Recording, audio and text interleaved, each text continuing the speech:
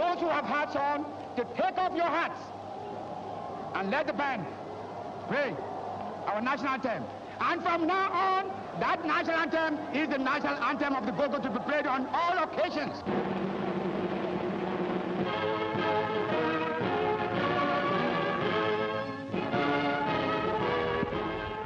The mood was electrifying.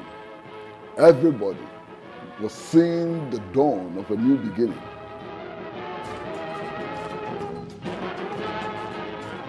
This is the period known as the Year of Africa, as 17 states gained their independence. It's arguable this is where the post-independence era likely began to take shape. This period that came with most nations' physical emancipation came further in addition with novels advocating for mental emancipation. With improved communication amongst the people of African descent everywhere in the Caribbean, Americas, and in Africa, they realized a common struggle and goal of overcoming racial discrimination and segregation. Therefore, it gave way to another important movement that greatly influenced literature, Pan-Africanism. Welcome to this part 3 and final documentation on the history of African literature, which is post-independence literature. This is the third part of a triology, meaning there are 2 other previous videos. So if you missed our previous installments of pre-colonial and post-colonial literature, you can check them out and then come back. Anyway, again, since the independent dates vary a lot, we may not stay true to a fixed period because of the wide variations of independence dates in the continent. We will be looking at the text only after that particular nation under discussion reached independence. In 1961, French scholar Frantz Fanon wrote The Wretched of the Earth. When you look at this book now, it appears to be the thematic foundation of most of the issues dealt with literature of this era. We'll get back to that later to see what I mean. This period was graced with an equal increase in quantity, quality, and international recognition and theatrical plays too. In 1962, Heinemann African Writers series was created, which became one of the major publishers of post-independence authors like Dambudzo Marechera, Buchie Mecheta, Okot Bitek, Ama-Ata Aidu, and even liberation legend and Zambian first president Kenneth Kaunda when he wrote Zambia Shall Be Free in also the same year, just to name a very few. This period saw writers embrace their own native traditions over the prevailing colonial ones.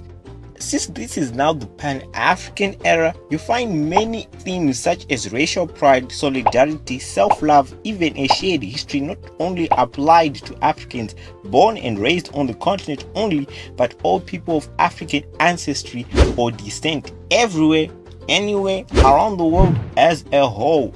Now that's what we call Pan-Africanism. Satirical works that satirize the civilized Europeans were produced, such as Wole Soyinka's The Lion and the Jewel and the Song of Lawino by Okot Bibliothèque, that exposed just how strange, unnatural, and foreign some of these forced European customs really were to natives, if you look them at a deeper, more intellectual level. Be a modern wife. Look me in the eye and give me a kiss like this. I told you I dislike this strange, unhealthy mouthing you perform. Every time you make me think that you merely wish to whisper something in my ears, then comes this licking of my lips with yours. It's so unclean, and the sound you make. Therefore indirectly urging all Africans to reclaim their own pre-colonial identity.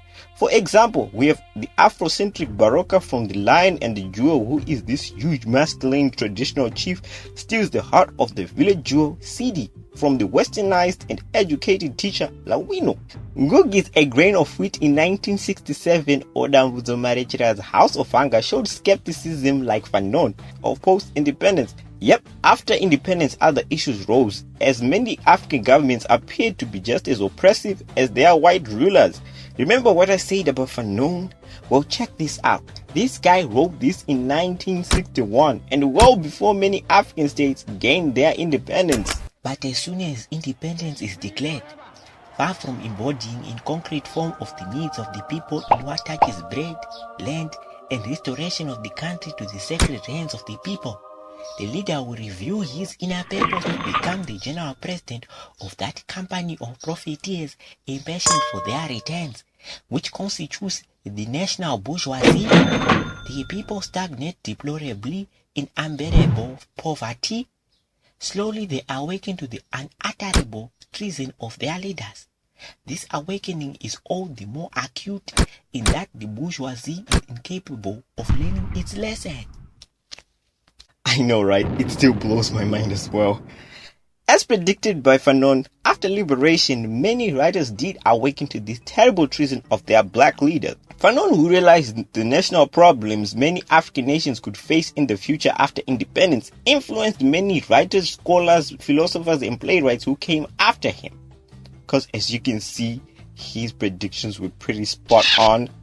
Zimbabwean poet Freedom Nyambai actually wrote a poem about this, titled A Mysterious Wedding, where freedom is personified as a bride that never comes to marry independence, who happens to be the groom.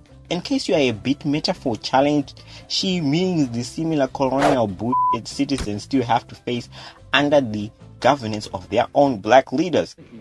Oh yes, there is bribery, there is corruption, there is, if I may take the Nigerian situation, there is a lot more tribalism now than before. This sounds like a contradiction, but this is in fact what has happened. It is not because there is the tribalism itself is inevitable, but because politicians wanting to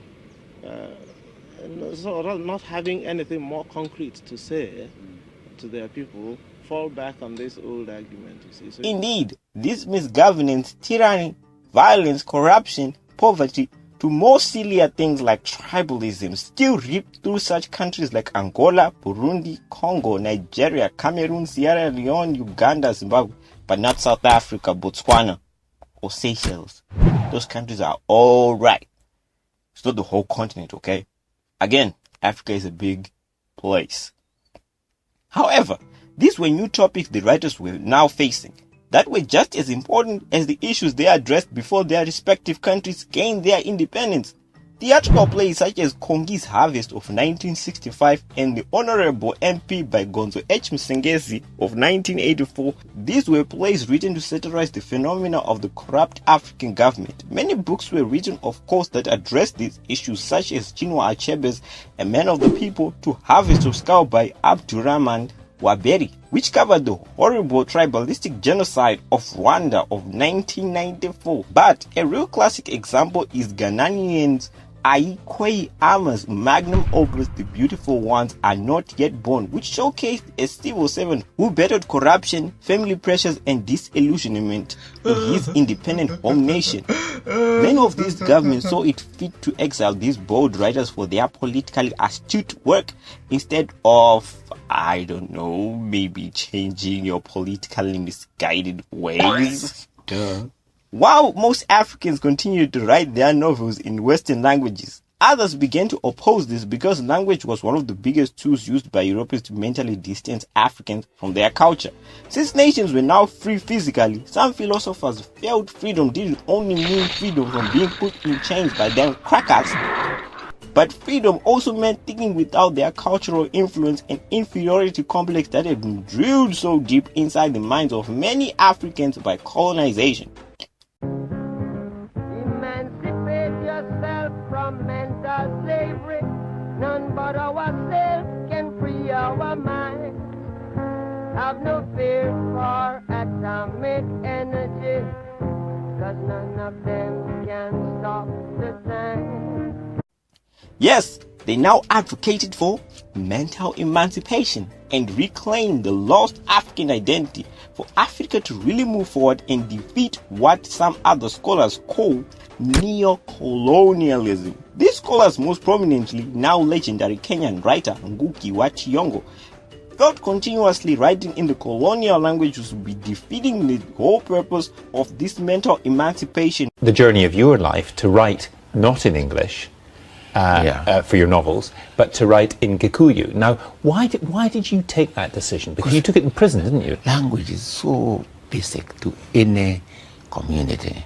And what I found is this, very interesting, that wherever one people have colonized another, they always impose their language.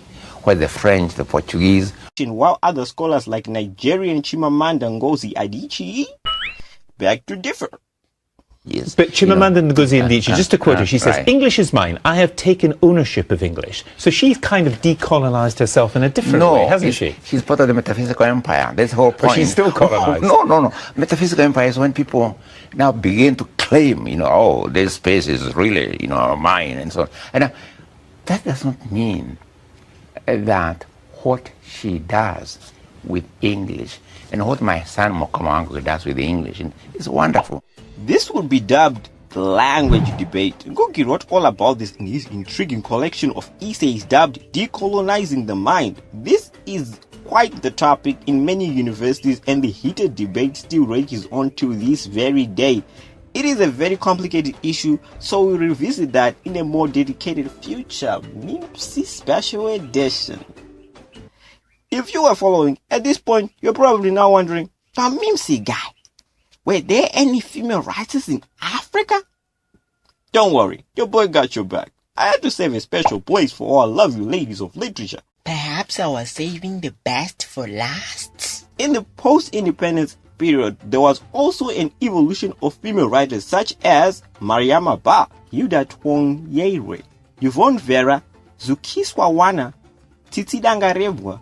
These women partially shifted the focus from the oppression of the black man to the oppression of the black woman. But don't you believe that the black society in Nigeria has a lot to answer for as well? Oh yes, because in my culture, for instance, women are, regarded slightly a little better than goats or something.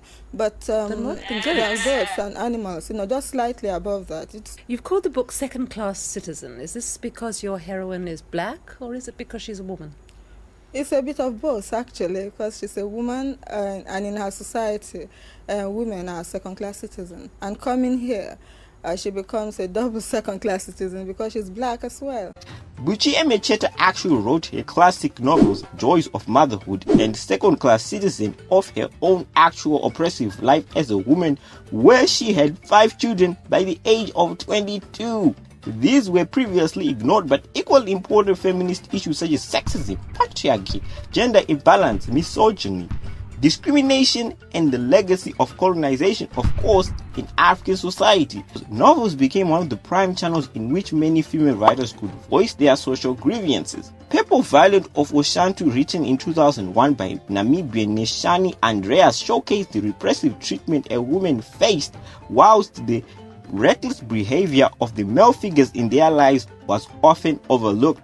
She points out through her character Kauna that not only is patriarchy often overlooked, but women even tend to get blamed for matters that are out of their hands, like when her character from the novel Kauna pleads her innocence after her husband mysteriously dies. People must know the truth.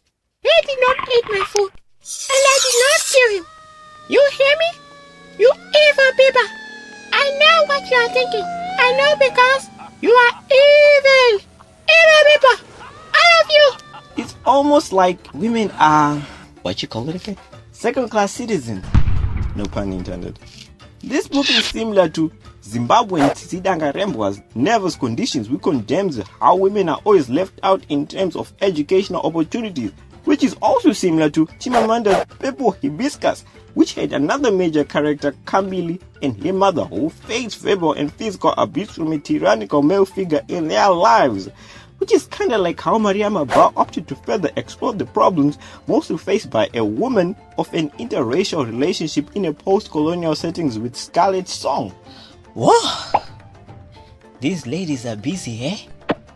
Another thing that most of these novels have in common is the female character who eventually conquers this adversity, which gives an empowering message to African women everywhere. Except Scarlett Song. That one did not really end well. #Africana Women.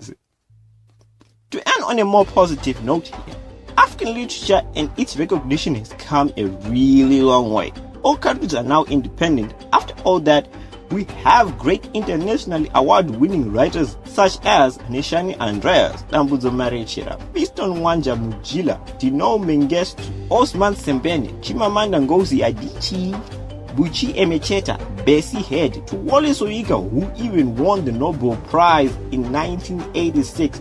The list goes on and on and on. Our cultural literature may not be as the same as in pre-colonial times, but we can always reshape it to fit modern times, right? As the legendary Chinua Achebe said, it will take more time, but more people must get into it. And they are getting into it. In fact, after my novel, Things Fall Apart, was published, it just looked as if people had been waiting everywhere in Africa, in Nigeria, in Igbo land, to tell their own version of their story, as if something was holding them before. And it seems to me that that's a very good thing indeed. Now we do have our independence and freedom, sort of. It's best we build the best with what we have, not cling on other arts, histories and cultures when we have such amazing ones right here, right where we are. The truth is, anyone can be a writer.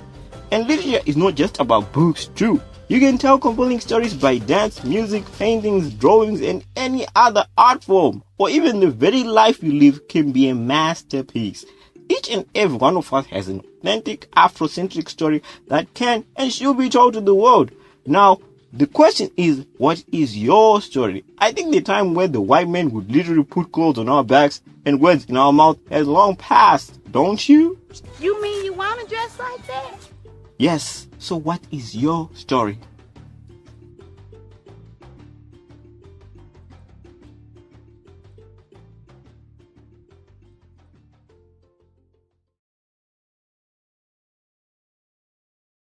Thanks guys for watching this video. It took quite an effort in researching, compiling and arranging all those facts to be developed into a full-length 3-part documentary. So if you actually watch the whole trilogy, it means a lot. We can't thank you enough. It has been a promising first year for the brand here on YouTube, and just so humbled by the support. It has been an awesome 2019 and so looking forward to our second year in 2020. As always, we're always cooking up fresh ideas and videos like the same Malema-isms of oratory, Google's a grain of wheat to do summary, social media news, social media psychology, emoji dialogue, and even a philosophy on the deeper meaning of weed. Yes, weed. Up in 2020. It's already looking like a great year. Can't wait. So one more time for 2019.